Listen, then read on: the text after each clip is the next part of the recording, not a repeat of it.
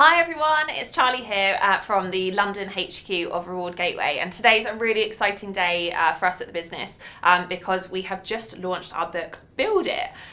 So the two authors of the book, funnily enough, are in pretty high demand today, but I've managed to sneak them both away for a quick interview to hear a little bit more about the book. So welcome Glenn and Deborah. Thank you, Charlie. So how are you guys feeling today? It's feeling good.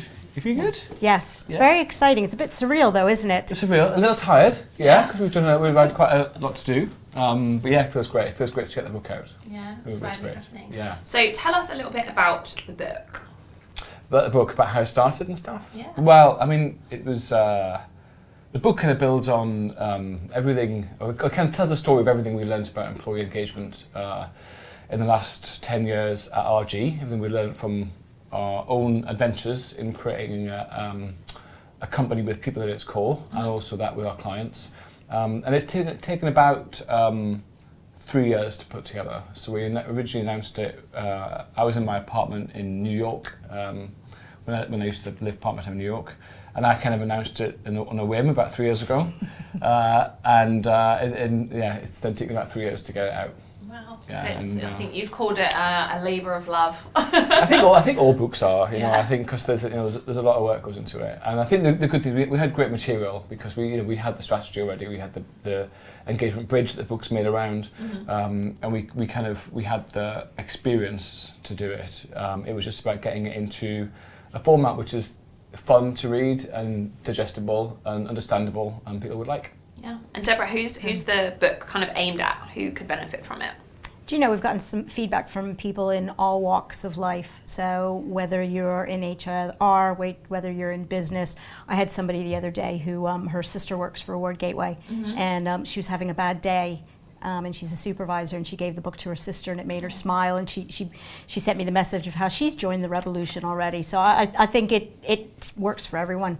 Yeah, nice. And I guess there's a ton of different books at the moment.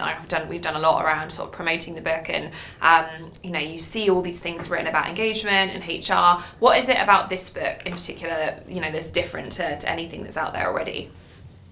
I mean, I think it's kind of the author setup's kind of unique, isn't it? We've kind of a lot of books get written by a consultant who's maybe done good work being a full-time consultant, and this book's written by two practitioners, but different practitioners. You're a HR practitioner, corporate HR practitioner, and an entrepreneur. Two perspectives, very different perspectives. Very Very different. different. Yes, but that's good. Yeah, that's good. Definitely. That's great. I think that's definitely what makes it work, is the fact that we can challenge each other, we can come at it from different angles. We've got completely different experience, so we see the world through different. We see the world through a different lens, and that kind of challenge and tension is great. It brings out amazing stuff. I think the other thing that's different about the book, and it was intentional, is that half of the book was for plays, and we respected that, and then the other half was for strategy, and not just strategy, but each section has a bit about the strategy to challenge people, and then it has practical tips. So for someone like me in HR, where sometimes I finish a book and I think, great, I'm all excited, now what do I do? What I take away from it are some real practical tools, and I can go and do things, and we've gotten feedback saying that it really has helped me. Yeah, it's funny. It's because it's almost a conflicting objective, isn't it? You're going to be inspirational and practical. Yeah. So you're going to be like up here and grounded. But I think that kind of the format of the book, where we use the 10 elements of the engagement bridge as our kind of chapter plan. Yeah. So you got an introduction, then we got a chapter for every element, and then the first half of the chapter is kind of, what do we mean by that part, that element, and what's the strategy? And then the second half, equal space, is practical ideas that you could do. And I think one of the things that's really surprised me is how you might look at an example or a play that might be from a big company like LinkedIn or somebody, but actually it didn't use big company resources. It just used some ingenuity. So we know we've got small companies, even 5-person companies, using the examples given by big corporates and stuff, which is great. Yeah, and that's great. And just to be clear, I know we've had a few questions around, what these plays are and what play means. I think it's quite, playbook's quite an American term. So that's the kind of the really practical advice and the practical ways that you can go and apply that in your own organisation. Yeah, and the plays were intended to be inspirational also. So we didn't just say this is what people did, but we asked them why. So why did you decide to be rebellious and do things a bit differently? So we didn't just jump right into the what. We did that, and then we also tried to show what type of impact, so that, as Glenn said, you can say, oh, I'm in a similar situation as that. Maybe I could do it in my own way, which is a bit different, I think, than other books. Yeah. So you mentioned that, you kind of thought about this idea 3 years ago, and, you've obviously came to kind of partner with each other on it, and you brought these two different perspectives. How did it feel, Deborah, when Glenn asked you to partner with him? How did you feel? I was very humbled. Yeah.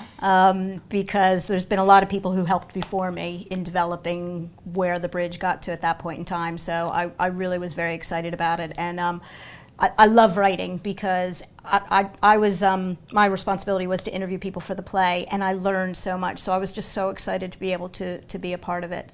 And as I said, I learned every interview. I learned writing it with Glenn. So for me, as an HR person, I took away as much as I gave in the book, which was really rewarding. That's great. And actually, that kind of leads on nicely to my next question, which was going to be, what have you learned about both yourselves and also each other kind of throughout this whole process? There was much more organised than I am. I've got color-coded cards here and everything, yes. I mean, what have I learned about myself? I've actually, it underlined how, I guess, unstructured and creative my thinking is. Yeah. So Deborah was, when we first started writing, Deborah was like, well, which chapter are we writing first? And I'm like, I can't be confined by writing a chapter. And I need to just create, And so I kind of, we had this Google Doc with all the chapter headings in, and I was just writing like, whatever came into my head, I just zoomed to that chapter, which was good. It was interesting, actually. It was the only way I could do it. Firstly, it created a problem of an awful lot to edit down, because we ended up creating a manuscript that was twice as big as we wanted. Sounds like a nice problem. It is a good problem. Yeah, because we started in my flat in Boston, didn't we? And we were sitting in my flat in Boston. And we said. I'd had a book on my shelf for a while, which I know is a good book and I'm interested in, but it was just so big. Yeah. And every time I was looking for a book to read on a weekend, I would never pick that one because it just looked daunting. It looked too daunting. So we're like, okay, we want this to make a difference. So we want people to actually be able to read it, and we're conscious of how busy everyone is and how many pulls there are on the time. So we looked at my bookshelf in Boston and we're like, what size book do we want to write? We spent like an hour counting pages. Yeah. And we were like, that one, so about finger width. Looking at font size. Yeah, literally. Very strategic. Very strategic, yeah, looking at finger width. We got something that you felt that you could do. So we ended up with about 250 pages we wanted, which is about 55,000 words. But we wrote 110. And then that process of cutting down was a big deal. But the good part of doing it that way was that after we'd finished the book, because there's about a 6-month process when it's with a publisher going through a kind of very long process that happens after you finish writing. And I would I'd wake up and think, oh shit, did I remember to put that thing in? There's like some thought that I have, or some belief that I have, or some learning. And I'd have to go to the manuscript and find it. I think, oh yeah, it's in there, it's okay. Yeah. And I didn't once think of something important that wasn't in the book, which I was really pleased with, actually, because you'd think you'd forget stuff. So I think it kind of works. What do you think? Yeah. What have you learned about I think me? for me, actually, my epiphanies have been coming recently, which we haven't even had a chance to talk about, in that, we talk about how everything that we've been doing in HR is wrong. And I was so engrossed in the book that I hadn't thought of it from a personal perspective. And now that I've had a chance, the book is out there and everything, I've had a chance to think about, oh my gosh, a lot of what I've been doing has been wrong. And he's looking at me, yes. But I always considered myself an innovative person. So, my bosses have always said, wow, you're so innovative, you're so good at new ideas.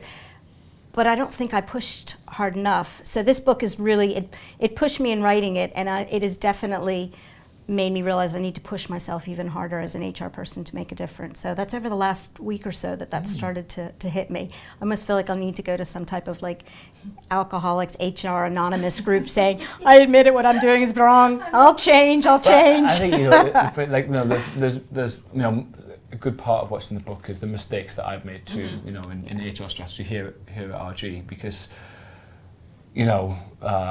it's tough getting it right. It requires courage, resources, commitment, and the persuasion of a lot of people, because you are going against the status quo. You're going against how we normally treat people at work to make a difference. So everything is stacked against you to do it, and you don't always make it. Sometimes you get a block in the way, and it's just too hard to face, and you back off it. So my own practice over the last 10 years has not been perfect. Sometimes I've been able to see what we should do and just unable to execute it. I think something you always teach us here is failure is okay, and it's about trying and constantly trying to kind of keep pushing that boundary and try new things. And if you're testing stuff out, at least you are taking steps forward. Well, I know one of the first things the HR team at RG did when they got the file management is they started a project to kind of compare everything in the book against what we actually do, and so that they have a list of the book says we should do this, and actually, and then the next thing is, do we believe it or not? And if we agree, do we do it? No, we don't. We don't do it, and is there a good reason for that? And sometimes it's on the list of things we want to do, and sometimes we just don't feel we can do it yet, and that's okay. So I think one of the lines we wrote somewhere in there is there is no perfection. And progress is what you're looking for. Progress is perfection. Well, I think that's a really good point, because when people read the book, they don't necessarily have to agree with everything that we've said. It's not intended that way. It's to get people thinking and to get people talking. And you said how the HR team has used this. We were in the middle of writing the book, and I was changing our recognition program. And as I was changing it, you kept pushing, we're writing this chapter on recognition, and what are you doing, Rebellious? So I think people are going to go back and refer to it depending on what they're working on at the time, which is really helpful as well. Great. And is there, you just touched on, there's some stuff that we're not doing yet. Like, what is an example of something that, for us is currently a bit too rebellious, even though it's something that maybe we aspired to do one day? What do you think? Well, the first thing that comes to mind, is salary transparency. He's looking at me because I have responsibility for award. Exactly. I've got a long way to go still, but that's okay. It's just really tough. I think everything I know about, everything I'm certain of in pay is that fairness is the most important piece. There's nothing creates a sense of fairness better than visibility. Sunlight, they say. Sunlight's a great cleaner. But hardly any companies are transparent on salary. And Buffer, the social media automation company, is the example in the book. That is, their entire salary list is public information on the internet. You can find it at open.buffer.com. Which feels pretty bold. It feels really bold because we're taught from a very early age that your salary is private. Don't talk about salary. Don't talk about it. It's private. In fact, for many years in Reward Gateway, something I'm now ashamed of, we wrote it in your staff contract that if it was an offence to discuss your salary, which kind of just seems. I'm like, why did we do that? That seems wrong. Anyway, it's not now in the contract, but it was in for many years. But when you think about it, why are we so ashamed to share salary? Because, well, what would happen? Well, if our salaries are fair, some people would say, why is that person paid more than me? And you'd have to have a conversation. You'd explain it's because of their experience, their skills, their contribution. And what's the harm in that conversation? What's wrong with that? People are making up excuses anyway if you don't tell them. They'll take their own perspective. I mean, the thing is, the truth is, all the salary information is basically out there anyway, because it's just, people talk, social media, Glassdoor, there's umpteen pay reviews and benchmarking sites. So, it's not like everyone's sitting there having no idea what their colleagues are paid. It's just not the case. So, is it better that we just pretend? I don't think it is. I think it would be better that we fix the unfairness where we see it, and spend a lot of time having those conversations about so people understand why. They might not agree, which is okay, and they might think that we're weighting the wrong thing. But I still think those conversations would be better had. But that's something that we don't do. It's just it's logistically a big challenge, and it maybe requires a bigger HR team than a bigger.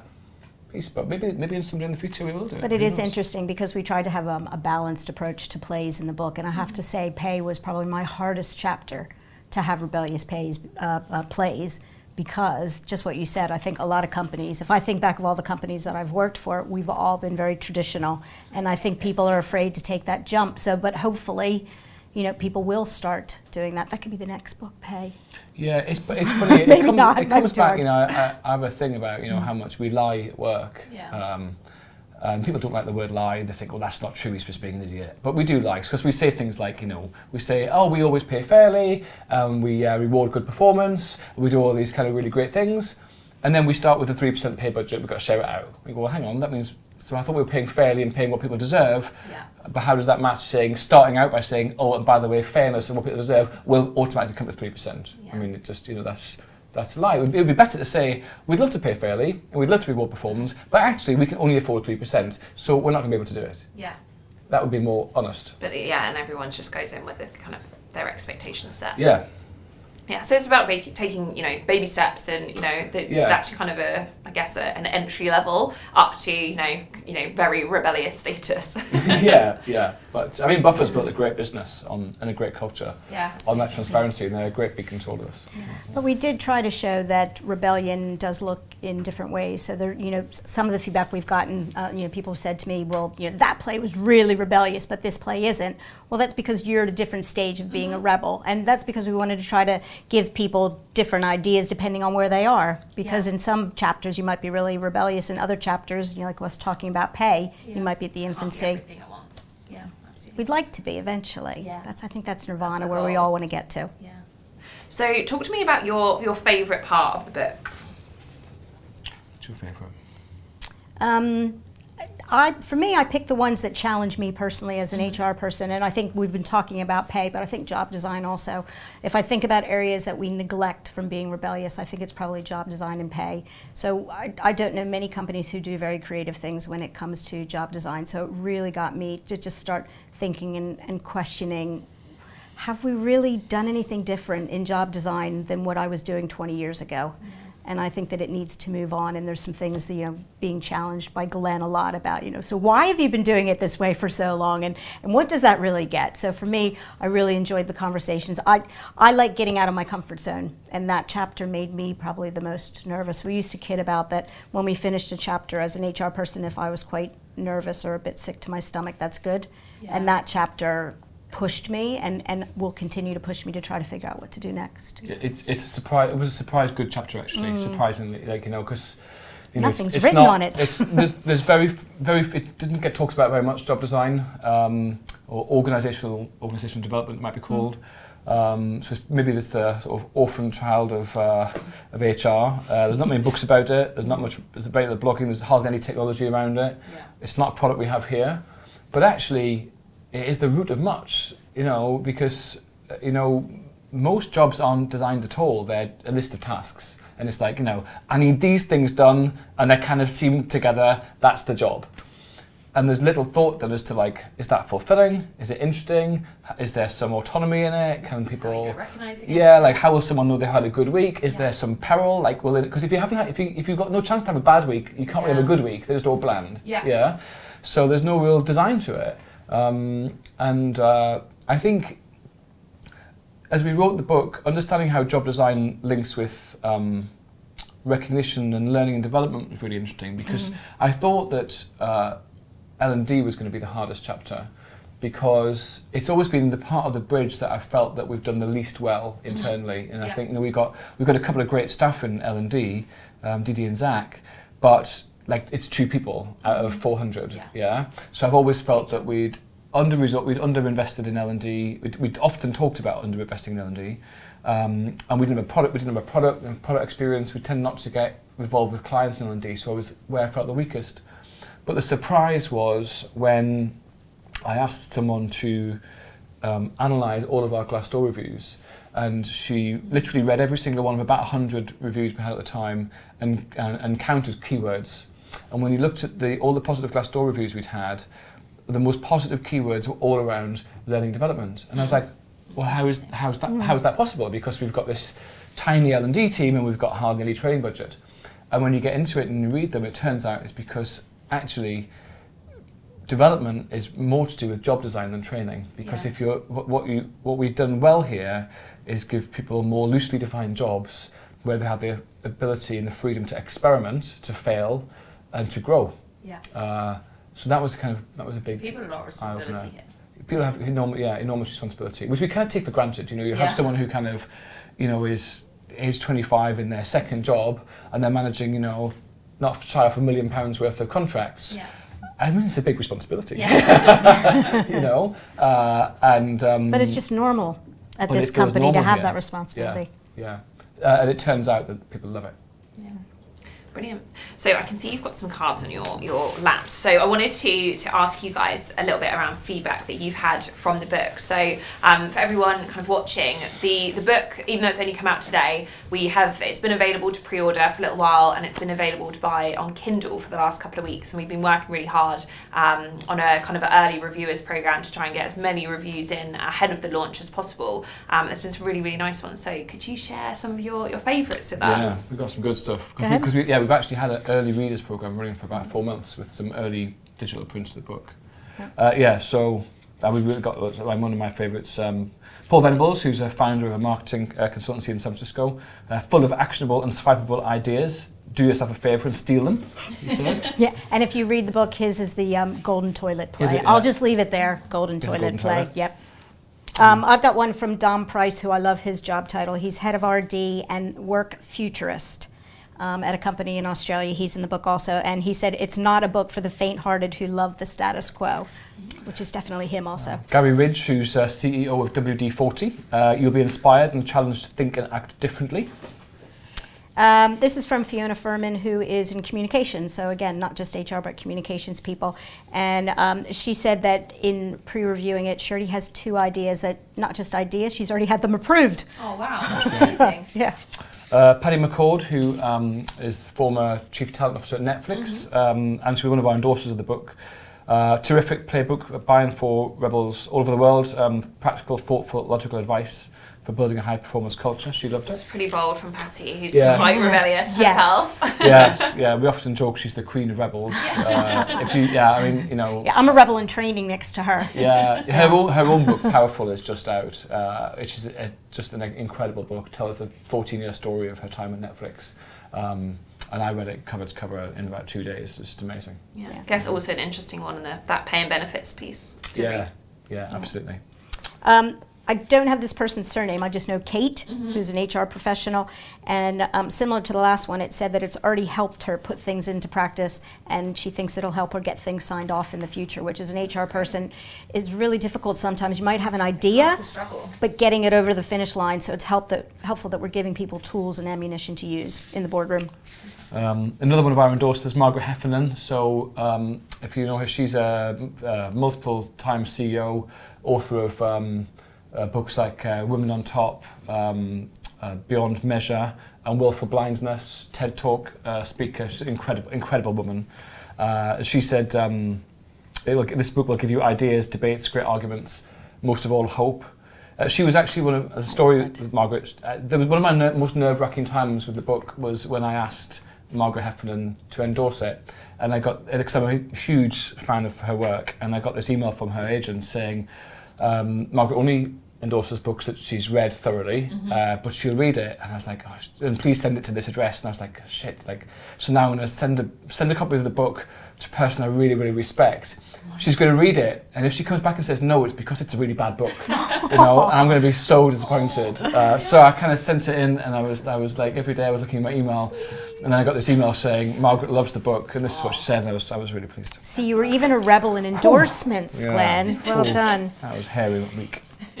This one is from Megan O'Shaughnessy, who is a rewards manager, and what she liked about the book is that a lot of books that you read, you have to have lots of money to do what they want to do, and she said there's things that you can do whether you have budget or no budget, and the idea is it'll make a massive impact at organizations. That's great, and I think you pair that with what you were saying around what Margaret said around just it's a place that you can get in ideas to debate and just talk about, and it starts a conversation.